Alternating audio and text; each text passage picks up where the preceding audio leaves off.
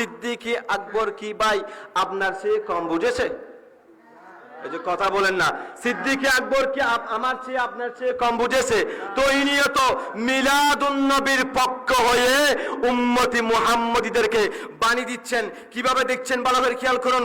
ক্বালা আবু বকর সিদ্দিক রাদিয়াল্লাহু তাআলা আনহু মান আনফাকা দিরহামান আলা কিরাআতি মাউলিদিন নবী সাল্লাল্লাহু আলাইহি ওয়াসাল্লাম কানা রফিকি ফিল জান্নাহ।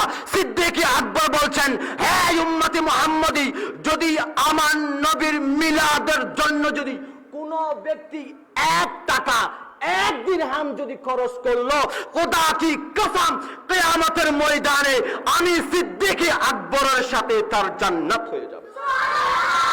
এরপর খেয়াল করেন, যিনার নাম হলো ফারুকে আজম, তো ইনিও মিলাদুন নবীর পক্ষ হয়ে কিভাবে উম্মতদেরকে তাগিদ দিচ্ছেন দেখেন।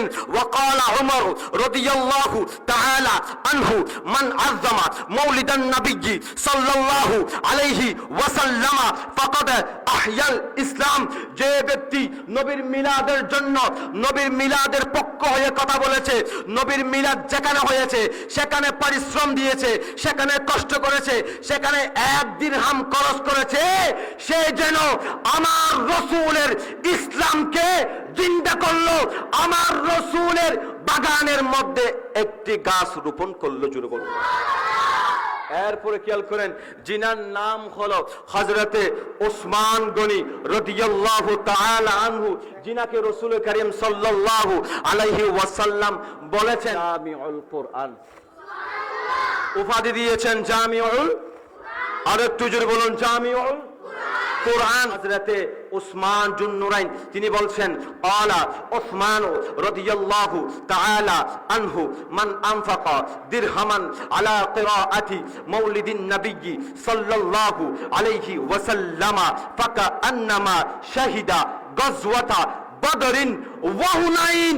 যে ব্যক্তি মিলাদুন নবীর পক্ষ হয়ে 1 টাকা খরচ করলো, 1 টাকা দান করলো, পরিশ্রম করলো, শ্রম দিল, কষ্ট করলো, মিলাদুন নবীর বাগানে বসে নবীর উপর দরুদ শরীফ পাঠ করেছে, সে যেন বদরের যুদ্ধে এবং হুনাইনের যুদ্ধে সাহাবায়ে কেরামরা যেভাবে যুদ্ধ করেছে, তারা যে মর্যাদা পেয়েছে, কিয়ামতের ময়দানেও তাদেরকে সে মর্যাদা দান করা হবে। জুড়ে বলুন।